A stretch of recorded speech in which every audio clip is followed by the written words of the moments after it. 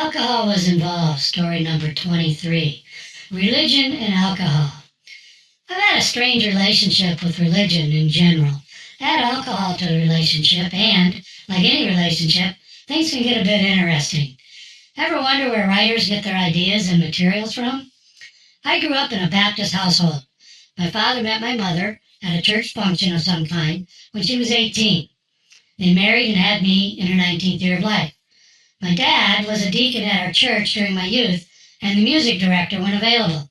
He didn't drink at the time, but there were cases of wine and liquor stored in our basement that were business gifts from those who didn't know the Baptist code. I was popular as a teenager for reasons you can probably figure out. In middle school, I was on the Bible debate team with the responsibility of studying one of the New Testament books that I've since forgotten. I don't think I helped my team much, as I had fun on my mind and more important things to do than study the Bible for answers to trivia questions. The first time I saw what I thought was a universal religious code of abstaining from the partaking of alcohol intersect with an ordained representative of Jesus Christ himself happened when one of my best friends invited me to a wedding reception at the hall of his Catholic church. I knew nothing about Catholicism except that their cross still had Jesus nailed to it for some reason unknown to me. We were not of driving age yet, so I had to walk to the hall to meet him. But before I even got inside, I met his priest in full robe and collar outside the front doors, drinking a beer and smoking a cigarette. I'm sure my astonishment was all over my face when he greeted me. Was he really a priest or the devil? I was so confused. Fun fact, Baptist pastors and Catholic priests have little in common. I wasn't even sure at the time if a priest actually wore pants.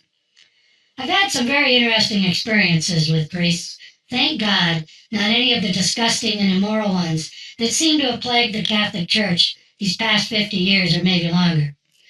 One of my pre-med friends from college had an older brother that was a priest. He invited me to meet them both at a local upscale watering hole in a town near our campus. I was happy to oblige. His brother was dressed in a black suit, black shirt, black shoes, and a priestly bright white collar. Let there be no doubt what his profession, religious affiliation, and station in life was to all that shared the bar with us. The three of us began drinking ice-cold mugs of beer. For some reason, it seems that you can drink a lot more beer when it's ice cold in a frosty mug. I don't know that for sure and have no scientific evidence to back up my claim, but that's always been my story right up to the day I quit drinking beer. Somehow the conversation turned to some very fundamental religious beliefs, such as the history surrounding the founding of the church, Christianity and its seemingly mangled translation of what Jesus actually taught and stood for, the selective text of the Bible by the Council of Bishops, and even the rewriting of some of the endings of some of the books from the original scrolls. It was not intended to be a prosecution of the young priest we were drinking with, but my school friend and I may have appeared to be ganging up on his brother. We were no historians of the early church and Bible, but as young, partially schooled youths, we knew enough to be dangerous and apparently quite aggressive with his kind, gentle brother. You have to remember that I was a recovering Baptist traumatized by the yelling of sermons from the pulpit and threats of burning in hell for eternity, and then the sight of a sinful priest drinking and smoking on church grounds. I won't get into my fear of snakes. My college buddy, apparently while growing up, or maybe he was the victim of some priestly abuse or an altar boy, I hope not, but I don't think he appreciated having to kneel a lot in his church. But the beer flowed and the words that drained out of our mouths were apparently bruising his brother to the point of tears. He confessed that his core beliefs and the teachings of the religion he had chosen were not resting on a solid foundation. He made a mistake entering the seminary and was not sure if he was going to honor the vows he took. While there may have been a momentary immature victory beer toast by my college buddy and me, I soon had great remorse and embarrassment at the alcohol-driven accomplishment of breaking down an ordained priest. I probably guaranteed my afterlife trip straight to hell for eternity. During the summer after my second year of university, I waited tables at a very upscale restaurant with an award-winning chef. I was really good at waiting tables and was the most requested waiter which didn't make me a lot of friends with the rest of the staff. I got all the good tables of big spenders and celebrities, which meant big tips. The busboys fought over who would get to service my section. The chef always invited me back behind the service counters into the line to test the night's specials because he knew I'd passionately describe them and then sell the shit out of them if I liked them. One evening, a group of 4 priests came in and were seated in my section, apparently because one of them was a bishop or archbishop or some known member of the local or regional Catholic leadership team. He was easy to spot which one he was because he was wearing a completely different colored robe or trim or something than the other 3. I think it was purple while the other 3 were black. They were very happy when seated and very talkative, not what I expected at all.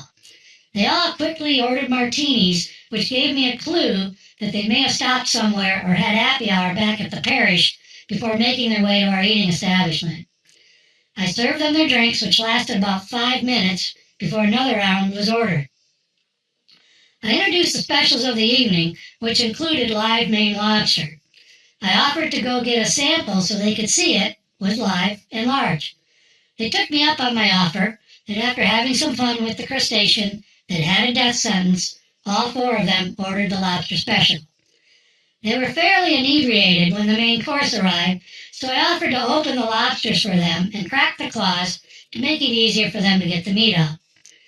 Not being my first rodeo opening lobsters, my technique was to turn them over on their backs, take a very sharp pointy steak knife, and then cut the full length of the lobster from head to tail. Then I would take a cloth napkin and grab both sides of the cracked opening and pry it open, exposing the entire inside of the lobster. Then a quick squeeze with a cracker tool and the claws were opened up. I could do this entire surgical procedure in less than a minute. I grabbed the first lobster, put it on the empty serving tray my busboy had set up for me to perform my lobster opening act, and turned it over on its back. When I forcefully jabbed the steak knife into the belly of the thing, its guts shot out of the shell and flew across the table, hitting the priest sitting in the far seat from where I was working. The gooey white and brown mess hit him right in the chest. We're talking an easy 5-foot airborne launch of lobster guts that were now slowly dripping down the front of his black priestly robe. I was mortified. I'd never had anything like this happen before, but instead of receiving an unpleasant reaction from the customer, the 4 drunk priests proceeded to laugh so hard they could hardly stay in their seats. The entire restaurant had come to a prayer-level silence while my table loudly laughed uncontrollably.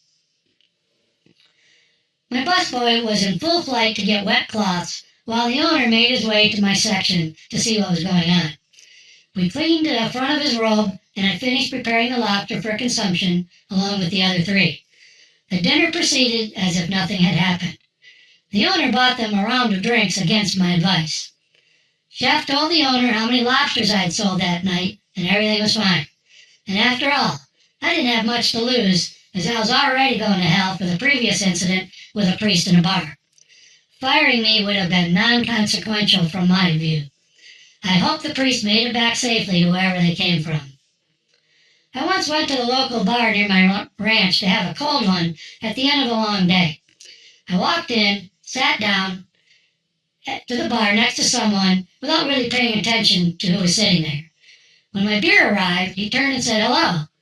I said, "Pastor, what are you doing here? I didn't know you drank." He said, "I don't, but I go where the sinners are and can do my work. So here I am."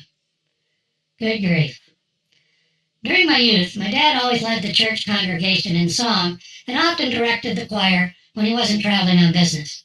He also played the piano and organ and could sit in to accompany if needed. If he wasn't leading the church in song, he would sing from the pews and had a very good, loud, and proud singing voice. If he was leading us in hymns from the pulpit, he would come out to the congregation and sit with his family when finished while the pastor took over the stage. On one occasion, when I was 16 years old, he came back to the pew where we were sitting and sat next to me.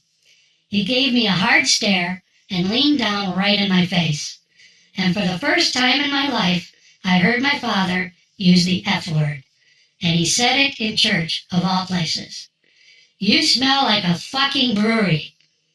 I thought to myself, yes, of course. I just got in at 6 o'clock this morning, and you made me come to church. Thank God my inner monologue was working that morning. Alcohol was involved.